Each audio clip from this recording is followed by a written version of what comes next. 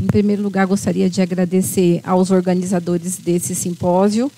É o segundo ano consecutivo que eu estou participando. Fico muito grata e honrada pela confiança e pelo convite. E tenho muito a agradecer a toda a equipe, né, que está organizando o evento. Esse ano, como vários membros da equipe multidisciplinar já falaram nesse simpósio, vem hoje, né, o tema mais voltado para o aspecto social, né? Vou estar dando um enfoque especificamente na questão do idoso, né? E nós vamos estar falando sobre a vulnerabilidade e sobre a fragilidade. A vulnerabilidade é um termo que é muito utilizado, principalmente por nós, assistentes sociais, porque indica um estado de fraqueza, aqueles que estão em condições precárias, com vínculos afetivos fragilizados, situações de pobreza, desemprego, violência, violações. Já a questão da fragilidade, no decorrer da palestra, eu vou dar alguns exemplos, né, como que os idosos se encontram nesse estágio de fragilidade. A fragilidade, ela é uma síndrome clínica, né, e ela existe ferramentas específicas para fazer um fenótipo de quando esse idoso está nessa fragilidade, né? E como ela se caracteriza principalmente aos pacientes mais idosos que estão internados em nosso serviço, né, com a nossa prática diária. Essa ferramenta, ela precisa conter pelo menos 5 itens, né, para ser feita essa avaliação clínica, para a gente considerar que o idoso está com essa fragilidade, né? Normalmente, esse paciente ele é avaliado por um geriatra, que é a especialidade para fazer essa avaliação, né? Então, os níveis são perda de peso, dificuldade na capacidade motora, fragilidade em relação a perder ou não esse peso. E são vários critérios, né, para esse idoso se considerar frágil. No caso, por exemplo, dos pacientes hospitalizados, nós temos idosos, né, que eles vêm até o nosso serviço hospitalar de abrigos, né, de casas, lares, né, que abrigam idosos. Os antigos, né, hoje a gente nem usa mais essa nomenclatura de asilo, é um termo muito pesado, a gente chama, né, de abrigos, né? Então, muitas vezes, esse idoso está lá abrigado por essas vulnerabilidades sociais que esse idoso apresentava e ele chegou a essa condição de estar abrigado. Esse idoso vem para a unidade hospitalar e ele é mantido, né, muitas vezes, nessas instituições com o salário mínimo, né, que é através do BBC, que a maioria dos idosos, né, tem esse benefício, aqueles que nunca contribuíram, né, com a questão da previdência social, que não tem nenhum tipo de benefício assistencial. Então, isso é direcionado a essa pessoa idosa. E os que estão abrigados têm esse direito também, né, para idosos acima de 65 anos de idade. Então, esse idoso, ele já tem um custo, né, para essa casa, para esse abrigo. E, muitas vezes, por ele já estar nessa situação de abrigo, ele não tem vínculo familiar. Então, muitas vezes não tem a condição financeira de bancar um cuidador durante a permanência que esse idoso fica no hospital. A gente tem vários exemplos, né, de casas-abrigos aqui do nosso município, de Presidente Prudente da própria região, que eles já têm uma grande preocupação do idoso estar internado e não ter o cuidador, o acompanhante, para poder ficar aqui. Neste caso, tendo a permanência desse acompanhante, que a gente tanto enfatiza a importância, esse idoso ele fica, né, sem estímulo para alimentação, né, se ele está sem o uso da sonda nasoenteral. E nós temos a equipe de enfermagem, né, dentro do hospital que está realmente para dar assistência, né, mas nada como ter um acompanhante voltado para o cuidado, né, desse idoso. Então, muitas vezes a alimentação chega, pela dificuldade que o abrigo tem em mandar esse idoso, né, para a unidade hospitalar. Esse idoso passa do horário, né, talvez, dele estar ali sendo estimulado a fazer a sua refeição, né? Muitas vezes a copeira chega, deixa a bandeja do seu lado, né? E a enfermagem, com N atividades que tem, sempre está disposta, sim, a oferecer. mas tivesse um acompanhante, isso seria muito mais viável no horário correto. Então, a partir do momento que esse idoso não tem esse estímulo desse acompanhante que possa vir do abrigo, ele pode não comer no horário correto, né? Não ter o estímulo necessário, e aí esse idoso passa, sim, a ter essa fragilidade, mesmo estando dentro do ambiente hospitalar. Ele passa, né, a ter o seu peso comprometido e outras várias consequências. Ele também se entristece por não ter a presença de um cuidador ou de um familiar que já está habitualmente, né, no convívio dele, nesse abrigo. Então, isso que denomina-se que o idoso ele fica fragilizado nesse momento dentro do ambiente hospitalar, né? E ele passa a ter um declínio funcional dessas outras funções que eu acabei de citar, né, dentro dessa síndrome clínica da fragilidade. Então, ele acaba tendo um declínio, né? Não que necessariamente isso vai acontecer em todos os casos, porque na ausência deste acompanhante, a equipe de enfermagem do hospital, principalmente por sermos um hospital amigo do idoso, ele tem esse papel fundamental de fazer, né, a função de quando o acompanhante não está presente. A gente quer dizer que o acompanhante ou o cuidador seja essencial para vários estímulos, né, decorrente no cotidiano, né, do dia desse idoso quando está internado. E essa fragilidade, ela pode acontecer em vários aspectos, né? E também institucionalizado, a princípio, ele pode ter um declínio em relação ao seu aspecto emocional, convivia com os seus familiares e, de repente, se viu numa situação de vulnerabilidade, aonde esse abrigo foi necessário e ele perdeu, né, esse contato físico, né, com a família, emocional. Isso também, né, dentro da institucionalização, causa essa fragilidade. E muitas vezes, né, se entra numa depressão muito forte, acaba indo, infelizmente, a óbito, né? Então, por isso é importante que, mesmo que esse idoso esteja em uma situação de abrigamento, se tem o vínculo familiar preservado, que esse vínculo ele deve sim permanecer. Familiares visitando, familiares dando assistência, dando suporte para aquela unidade aonde o seu familiar está abrigado. Hoje nós temos que tirar o preconceito, na verdade, que existe, que quem coloca o seu pai ou sua mãe numa situação de vulnerabilidade social, principalmente, é porque está abandonando o seu pai, o seu familiar dentro de um abrigo. Muitas pessoas, quando você vai fazer a situação, verificar a situação familiar, todos trabalham, agora o idoso está numa situação de prostrado e acamado, e para que ele não seja fragilizado num cuidado que não seja eficaz, né, dentro da sua residência, a melhor opção para a família naquele momento é institucionalizar. Não que isso seja positivo, porque se a família tem uma estrutura positiva para manter esse idoso ao seu lado, cuidando, extremamente importante que ele passe essa fase, né, dessa questão da idade, da sua longevidade, perto da família. E aí, a gente passa a pensar nessa questão da vulnerabilidade, para a gente poder refletir um pouquinho, que ela se constrói em 2 níveis, né? Para a gente do serviço social, é muito comum chegar essas demandas até nós, né? Então, uma das instâncias nesse primeiro nível é a ausência ou a insuficiência de renda, que constrói um fator de extrema vulnerabilidade, né?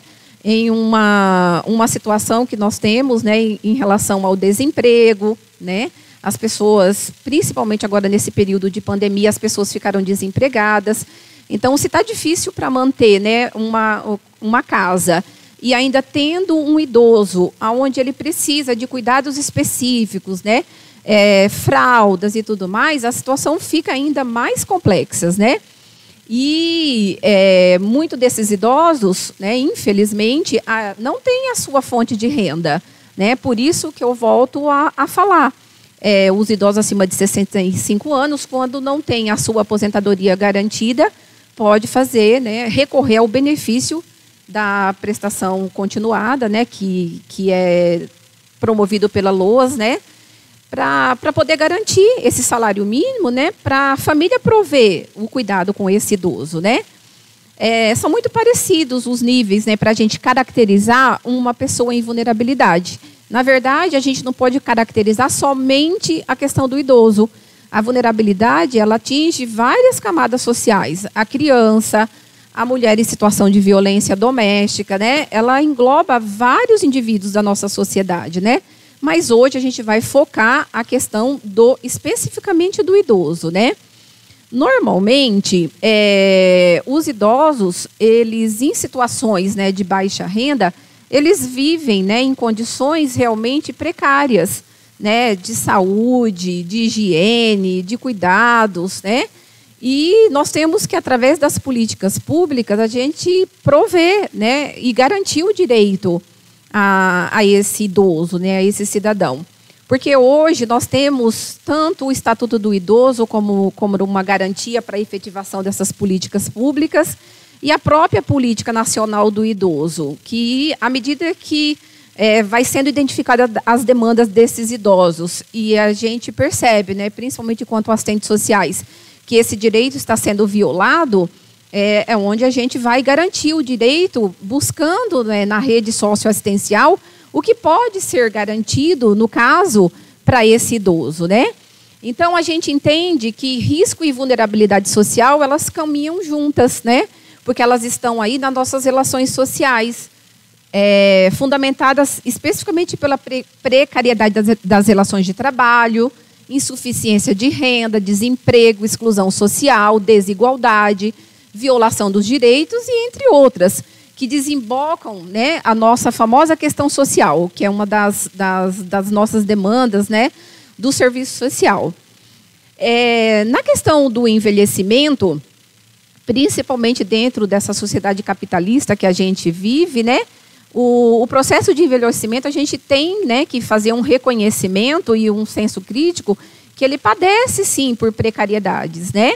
Nem todo idoso consegue garantir, né, esse direito a esse BPC, e temos que o tempo todo, né, tá buscando quais são os recursos mais evidentes que é garantido por lei que a gente pode direcionar a esse idoso, né?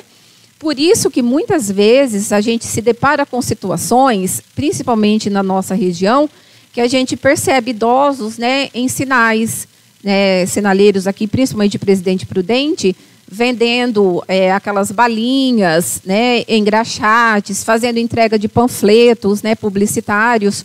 Por quê? Porque isso é uma forma de complementar a renda que eles têm, né, para fazer a manutenção das suas despesas dentro da sua casa, né, dos seus lares. Porque a gente sabe que a realidade, muitas vezes, algumas situações, é o idoso que provê a renda dessa família, né? Dessas famílias que estão realmente em situação de vulnerabilidade, né?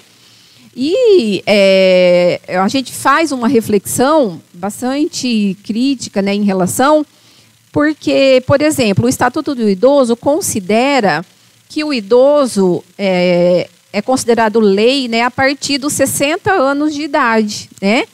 E, em contrapartida, o direito a esse benefício que a gente fala da prestação continuada, que é o BPC, ele é considerado, né, compatível a idosos acima de 65 anos, né?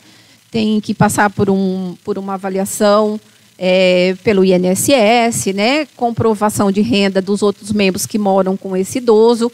Então, aí a gente já vê uma contradição, né, entre o Estatuto do Idoso e essa lei que prevê esse benefício acima de 65 anos. Eu acho que se o Estatuto ele veio, né, para afirmar esses direitos dos idosos, eu acho que tem que considerar, na minha opinião, os 60 anos de idade, né, para ambas as situações, né. Inclusive, existe um projeto de lei que é recente agora de janeiro de 2020, que está tramitando no Congresso, de que eles querem mudar, né, uma PL para reduzir essa idade para, na verdade, aumentar o Estatuto do Idoso como direito de 60 para 65 anos, né? E eu acho que é um retrocesso dentro da política. Por quê? Porque tem que considerar aquilo que já foi, né, garantido lá no passado. Eu acho que é bastante difícil fazer essa avaliação. Então, eu acho que a gente tem que estar bastante responsável, né, quando tiver esse deputado, né, estamos aí em um ano político, fazer uma avaliação crítica mesmo se isso é positivo para a nossa população, que está cada vez mais aumentando a questão da população idosa. Em relação às políticas públicas direcionadas para a questão do idoso, elas existem em várias esferas, tanto no governo federal, como estadual e municipal. Todas essas esferas, elas têm que desenvolver ações a curto, médio e longo prazo. Tem situações que tem que ser a curto prazo, porque não dá para o idoso esperar determinadas situações. Então, as ações de curto prazo, por exemplo, seriam aquelas direcionadas a idosos que residem sozinhos, têm a sua capacidade funcional reduzida, são mais velhos, com menos perspectivas de apoio socioinstrumental, né, que é o apoio da rede. Então, muitas vezes, quando essa demanda chega nos territórios, né, dos municípios, né, e está nessa situação, a equipe tem que pensar realmente numa ação rápida e eficaz que vá atender a essa fragilidade, essa vulnerabilidade desse idoso, né? É coisa rápida, né? As ações de médio prazo incluem mais planejamento de serviços, programas, modalidades assistenciais, centro-dias, grupos de convivência, instituições de longa permanência, cidade amiga do idoso. Então, da mesma forma que o hospital regional, né, se propôs dentro desse segmento ser considerado um hospital amigo do idoso, não foi simplesmente pela questão da conquista do selo Hospital Amigo do Idoso. Para nós, sim, é uma grande honra, né, saber que, através das nossas ações, a gente ganhou um selo efetivamente concretizando tudo aquilo que o programa, né, exige e a gente tem condições de atender. Mas não é só isso. Se a gente se comprometeu a ser um hospital amigo do idoso, nós temos que pensar realmente em todas as esferas que a gente pode atender a essa população idosa. Existem algumas cidades que já têm o planejamento e, da mesma forma que nós fomos inseridos no programa Hospital Amigo do Idoso, ser cidade amiga do idoso. São poucas cidades no Brasil que já implementaram, né, esse projeto. Curitiba é uma dessas cidades, né, que fez um projeto bastante bacana, que desenvolveu ações voltadas para todos os segmentos dentro da cidade em relação à preocupação em garantir o direito desses idosos, né? Esses centros de convivências, ter calçadas adequadas, implementar várias ações diferentes daquilo que já é lei.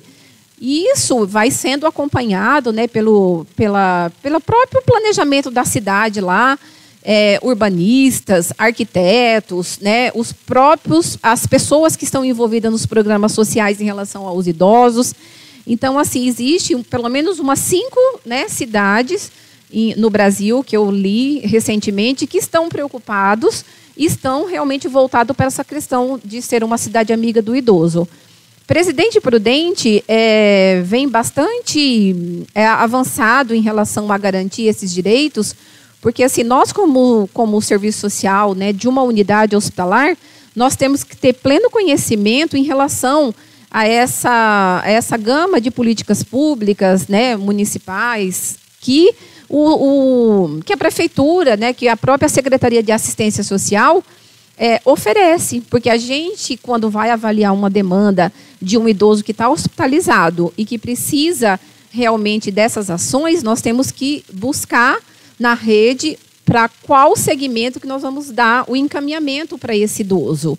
Então, existe um trabalho de parceria fundamental entre os serviços hospitalares e a Secretaria de Assistência Social. O Presidente Prudente é uma das grandes parceiras que, quando nós identificamos a situação, a gente já faz o contato, faz o relatório social, envolve.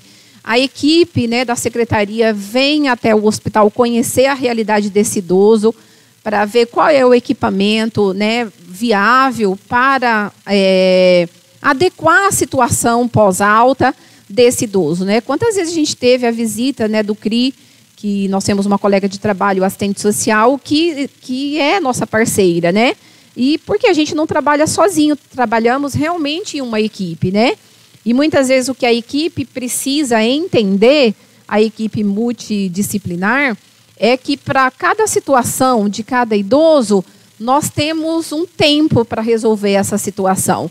Por isso que dentro do eixo da Política Nacional de Humanização, a gente vem falando tanto, né, dessa alta responsável, dessa alta compartilhada, desse trânsito de cuidados que a gente vai ter posterior à alta hospitalar, porque à medida que todos os serviços, né, são acionados para a gente pensar e programar a alta, ela tem mais eficácia em todos os sentidos, né? O sentido desse idoso não retornar ao hospital com tanta frequência, vamos ver quais os equipamentos que a gente pode estar acionando. Então, por isso, a gente reforça a importância de, dentro da equipe multidisciplinar, ter esse convívio, essa conversa, esse contato, para que o serviço social seja das primeiras, né, especialidades a estar sendo, olha, o idoso evoluiu, estamos caminhando para uma alta hospitalar. Isso aqui no hospital regional, isso é muito efetivo, né, com a presença de enfermeiras, até da residência multiprofissional do idoso, ou de outras residências, né, que faz esse trabalho que a gente chama enfermeira de elo, aonde tem esse contato com a equipe e vai previamente nos avisando através de pareceres para que a gente possa se organizar e programar para dar a condição de alta correta para esse idoso, né? E aí, voltando nas questões ainda das ações de longo prazo, nós temos ações integradas e aliadas às necessidades do envelhecimento, né? Para que a gente possa construir um modelo de saúde. O que nós estamos nesses 2 dias promovendo é esse modelo de saúde, né? Tendo uma participação, né, da saúde, junto com as instituições, né, que atendem essa população idosa. Então, nós estamos fazendo uma integração entre todos os setores, né, para que possa cada vez mais a gente ter ações e situações, né, envolvendo todo o segmento, né, das pessoas que envolvem o atendimento ao idoso, para que a gente tenha ações alinhadas, né? Isso eu acho que é o mais importante. E contando sempre com a avaliação das necessidades desses idosos, né? A gente percebe que em territórios como a cidade, por exemplo, de Presidente Prudente, as demandas dos idosos, elas chegam, né, até o centro de convivências, né, passam por triagens. Então, os profissionais que atendem nessa área acabam identificando quais são as demandas, né, desses idosos e que ações elas podem ser promovidas para garantir, né, essas ações a longo prazo, né? Tem que pensar em todos os aspectos, né? Como eu disse anteriormente, ações a curto prazo, que são situações emergenciais, a médio e a longo prazo. Ao longo prazo é isso que nós estamos fazendo, criando uma cultura, né? Na verdade, essa cultura já deve existir, efetivando aquilo que é direito, né, do idoso. E através de todas essas ações, a gente vai cada vez mais implementar a valorização desse idoso dentro da nossa sociedade. Eu já verbalizei, coloquei aqui no slide, né, que existe uma controvérsia entre o direito garantido, né, que é esse projeto de lei, né, que está aí tramitando para que o estatuto seja revisto e esse idoso passe a ter esse direito, né, a esse benefício a partir dos 65 anos, mas que o estatuto vá mudar, que o direito não seja a partir de 60 e assim 65 anos. Na minha opinião, como assistente social, eu acho que isso daí é um retrocesso. Volto a repetir. Tem que se manter o que já foi promulgado em lei. 60 anos de idade. É o direito básico para o idoso buscar, né, todas as suas necessidades, né? É importante lembrar que muitas pessoas não sabem, mas esses idosos, né, que permanecem em casas, lares, em abrigos, eles também têm esse direito, né? Muitas vezes ele não teve, né, a sua contribuição com a Previdência Social, infelizmente não conseguiu essa aposentadoria. E à medida que ele entra nessa casa-abrigo, né, muitas vezes as assistentes sociais, né, fazem o processo juntamente com os familiares, né, porque existe toda uma documentação.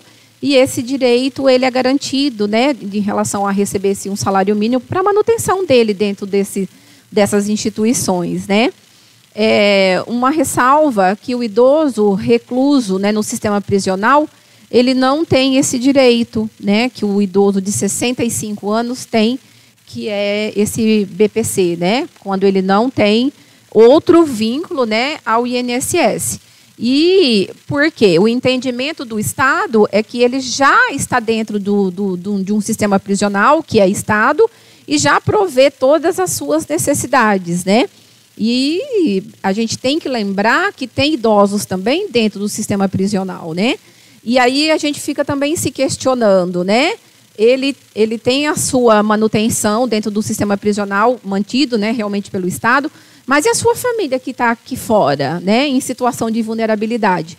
Porque se a gente fala em direitos, né, em garantir o direito desse cidadão, a gente tem que pensar em todas as camadas mais vulneráveis, né? Então, esse idoso que está, muitas vezes, lá no sistema, ele tem a família aqui fora que também necessita, né, prover uma manutenção. E, muitas vezes, ele era o provedor dessa família e, diante de um crime ou alguma situação eventual que aconteceu, ele precisou ser recluso. E essa família precisa se manter, né? E a gente, como parâmetro de garantir tudo isso, né, que já foi verbalizado e falado, a gente pega o artigo da Constituição Federal que deve ser realmente seguido e cumprido, né? No seu artigo 230, onde a gente, né, sempre ouve que a família, a sociedade, o Estado tem o dever de amparar as pessoas idosas, assegurando sua participação na comunidade, defendendo sua dignidade, bem-estar e garantindo-lhes o direito à vida, né? Todas essas ações promovidas em relação ao idoso, nós estamos cumprindo leis, né? E elas devem ser realmente cumpridas, né, do início ao fim, para que a gente possa ter a garantia desse idoso, seja ele em situação de vulnerabilidade ou não. Porque, como eu disse, tem idosos que não têm essa situação de vulnerabilidade, nem de fragilidade, né? São as camadas mais, né, da sociedade que tem um poder aquisitivo melhor, né? Mas a realidade que nós tratamos hoje no Sistema Único de Saúde, a nível hospitalar, são esses idosos vulneráveis e frágeis que é o nosso público, né, de atendimento.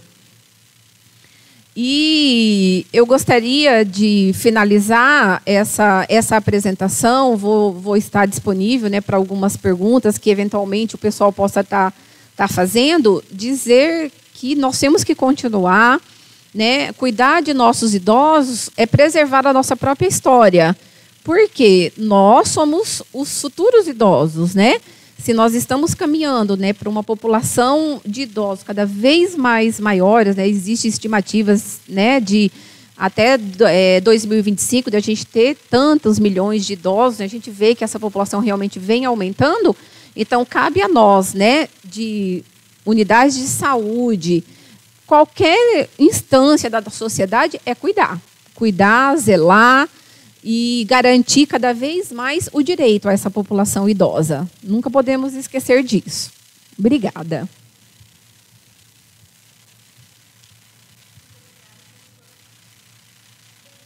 A palestra, Flávia. Agora vamos passar para algumas perguntas enviadas pela galera que está acompanhando a nossa live. A Arlete Fernandes perguntou: como a população pode interferir na gestão municipal que não fazem valer os direitos dos idosos? Ótima pergunta, Arlete. Através dos conselhos municipais de idosos.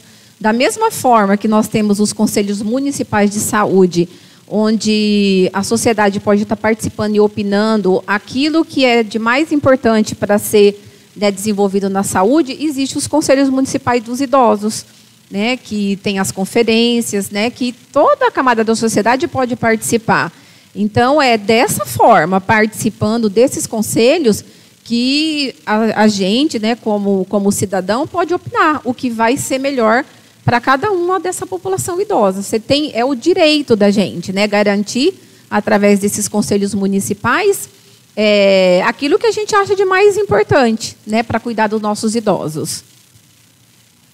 Muito obrigada pelo esclarecimento, Flávia. A Arlete ainda perguntou novamente: O que fazer como sociedade civil quando os grupos de convivência não estiver funcionando como deveriam funcionar?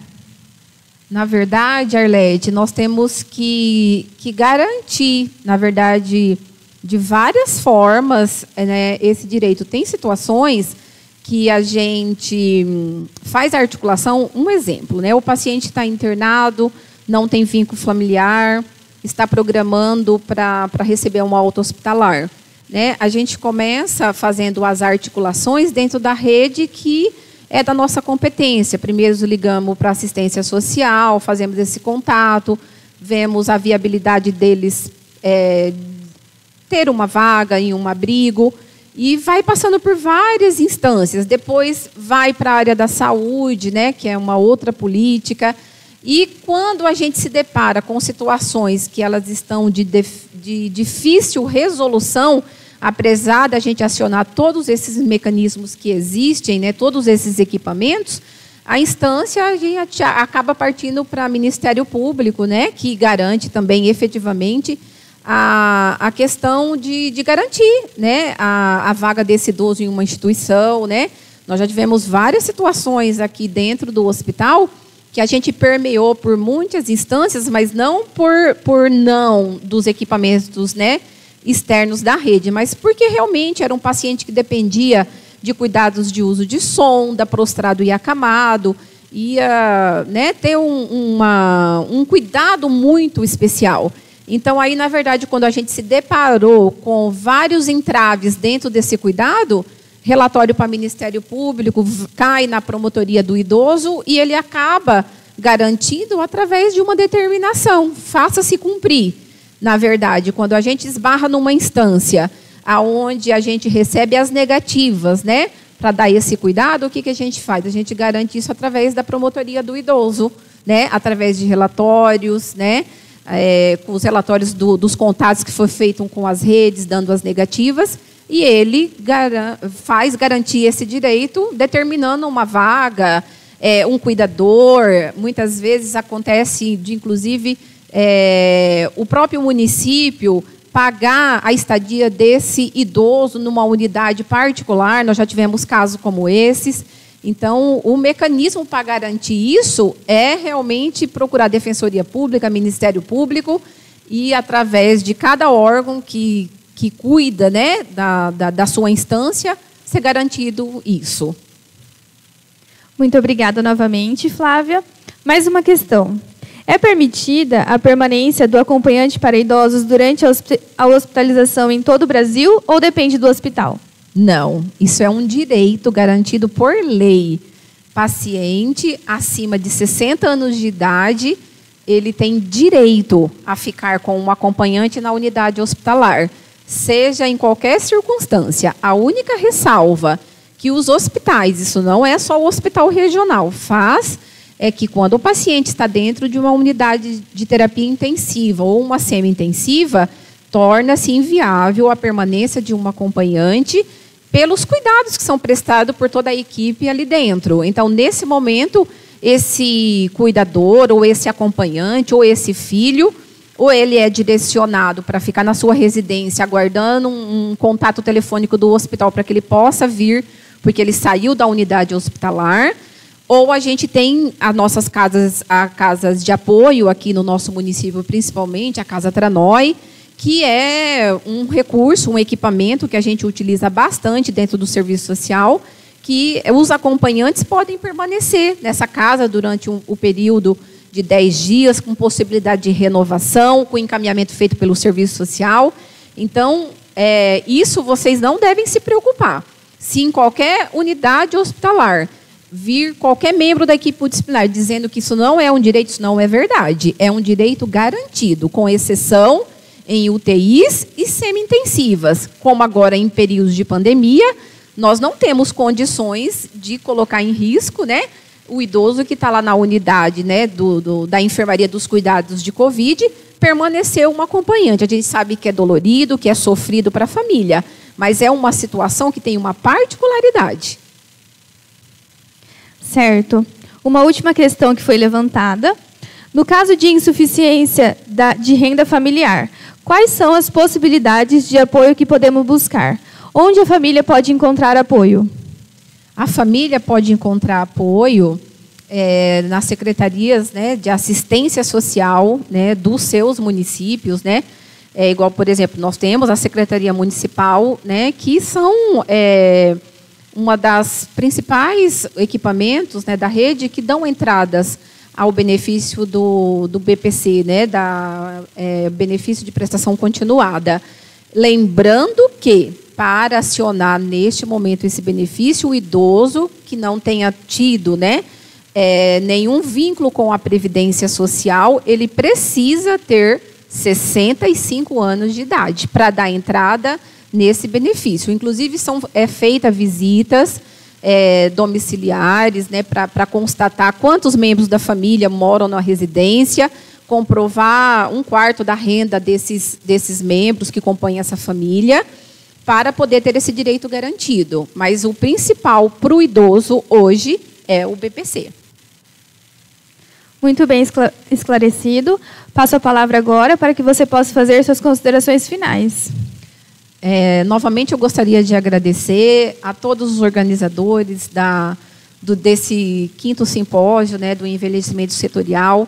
Fico muito feliz, né, por ter o serviço social como membro dessa equipe multidisciplinar. Nós temos um trabalho onde existe esse reconhecimento, né, do nosso trabalho, porque tratamos diretamente dos aspectos das questões sociais.